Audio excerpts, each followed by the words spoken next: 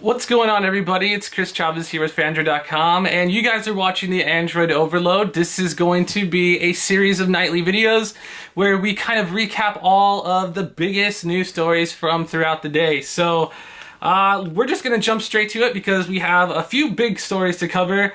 First off being the HTC M7 has finally been leaked. If you guys are unfamiliar with the phone, this is rumored to be HTC's upcoming flagship device. You remember last year they had the HTC One X. And I thought that was a totally awesome phone. It's probably the sexiest. I think it's the sexiest Android phone to date.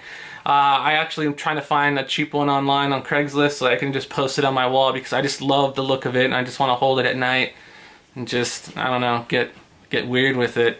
The M7 is going to be their new flagship for 2013, and it's expected to be unveiled at Mobile World Congress at the end of February. So we finally get some leaked pictures or images of the device. There's been a render that's been posted. We've got all that on the links down below.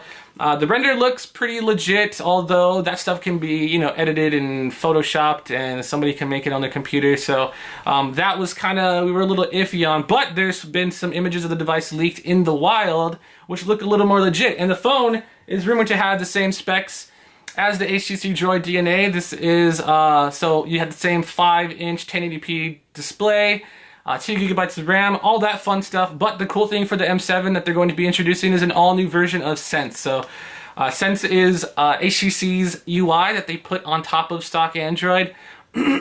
And I've loved it since it was on the G1, or not the G1, but the Hero back in the day.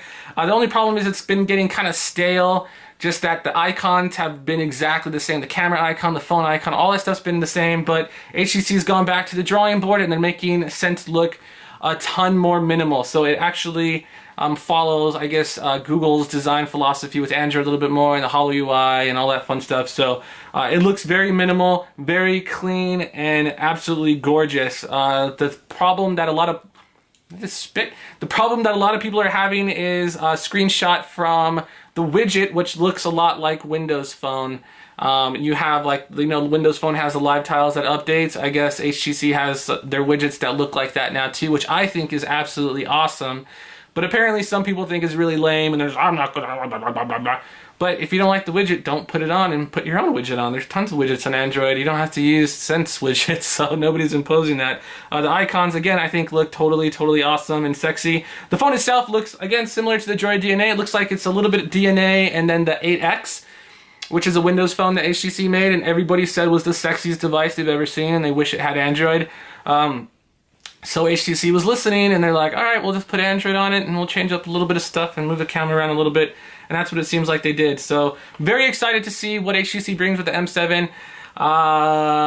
Again, yeah, I'm a big fan of HTC, so we'll see what happens at Mobile World Congress. So moving on to the next bit of news, the Motorola X phone has been, I guess there's been some details, supposed details from some tipster, some guy that knows some cousin who works for somebody that does something for Motorola. So the phone is supposedly going to be Motorola's big flagship device. So we don't really see that too much with Motorola. They tend to release different variations of different phones on different carriers, but this is going to be the X phone.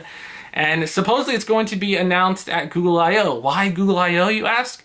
Well, apparently it's going to be running stock Android, or a version of stock Android, and this doesn't mean that it's going to receive updates directly from Google. It's just going to be a stock Android device. So similar to like the HTC G2 was back in the day, or the Droid 1 was, and Droid 2. It's going to be running stock Android, but it's going to have whatever carriers want to put on it. Kind of sucks, but the good thing with that is that carriers can subsidize it, so they can offer it for $99 on contract, $200 on contract, so people can get it on the cheap with a 2-year agreement.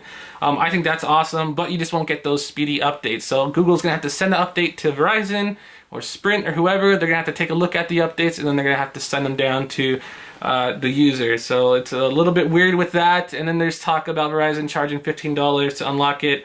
The bootloader or some mess like that. So we'll have to see how that pans out. Typically, I mean, I love Motorola's build quality. I think that there's only a few Android devices that can kind of compete with the iPhone as far as like how solid and rigid they feel, and Motorola does really great with that. So we'll have to see what comes with the Motorola X phone. Moving on to the next bit of news. Right before I was about to sign off this evening, the LG Optimus G Pro was officially announced. It's been rumored forever now, but now it's finally been made official, and for NTT Docomo, no less. This is a Japanese carrier, over in Japan, and they unveiled the phone at some event that they were having with a bunch of other devices. But the phone has a 5-inch 1080p Full HD display, awesome, and a quad-core S4 processor from Qualcomm that we've seen on a bunch of devices so far, but this one's actually clocked to 1.7 gigahertz, 2 gigabytes RAM, all that fun stuff, but get this, a 3000 milliamp battery. So for all you battery people that are saying you'll buy whatever phone comes out, oh, if only it had a 3000 milliamp battery. A lot of people said that with the Optimus G.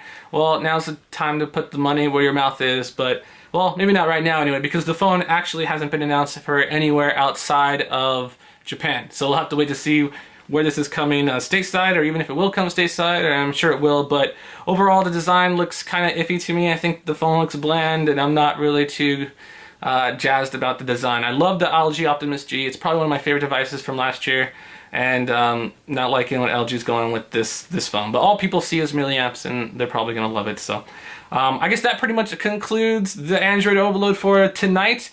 Jump on down to the links. All the links are going to be down below for all the stories we just talked about right now, and the Android overload itself, where you guys can get some of all the little tidbits that we didn't post from throughout the day. So with that, I am Chris Chavez. Thank you guys for watching. I'll see you next time. Sayonara, good night, and good luck.